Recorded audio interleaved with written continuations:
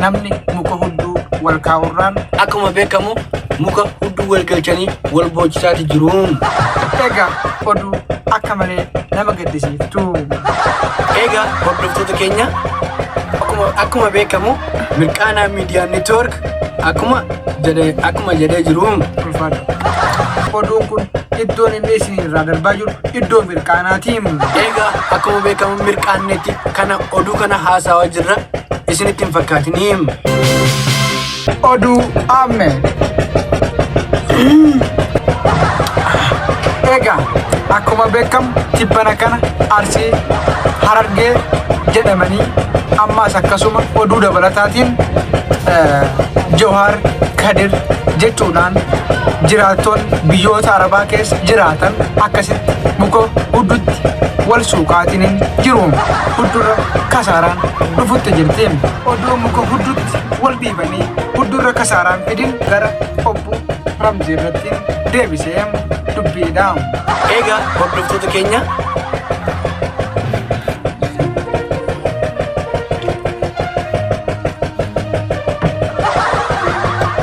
akkuma beekamu Mirqaanaa Miidiyaa Neetwoork akkuma jedhee jiruun. Tibba kana wanni nu dhaqqabaa jiru oduu biyya ormaarraa oduu biyya Arabaa keessatti uummanni Oromoo wal godhaa jiru. Oromoon keenya biyya ormaa keessatti waa'eensaa dubbatanii waan fixuu danda'anii miti. Akkuma beekamu tibbana kan Aartist Kadir Martuu sabni shanyiitii kabajamtu kophee afaan kaa'amu hin qabu jechuudhaan gabaafamee jira. Akkasuma haala kanarraa kan ka'e namni muka hudduu wal kaa'urraan akkasumatti Aartist Kadir Martuu daftiin itti kaatee sukkurii dhibba dhaqeetiin jira. Oduu akka malee nama gaddisiiftu. Oduu kana wal qabatu mootummaan shororkaa'etti jira. Akkasuma akkuma isin beektan oduun kun iddoon inni isin irraa darbaa jiru iddoo Mirqaanaatiin.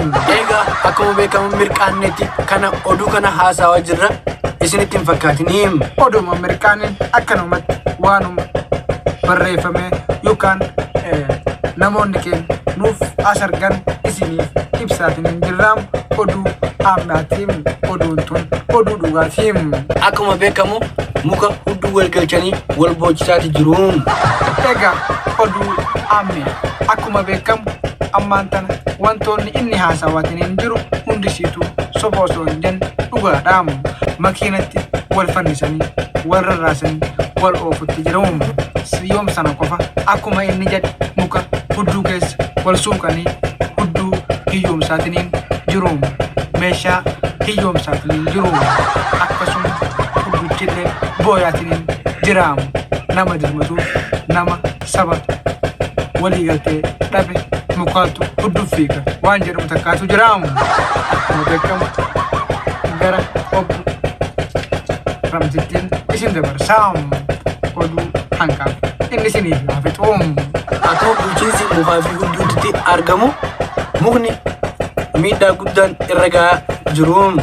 Waan akka malee nama gaddisiisaatiin oduun ammaaf isin qaban tanuma waan jennee haasofnu wallaalle dhiifama nuuf godhaa. Kolchaa isin jennaan dhiifama.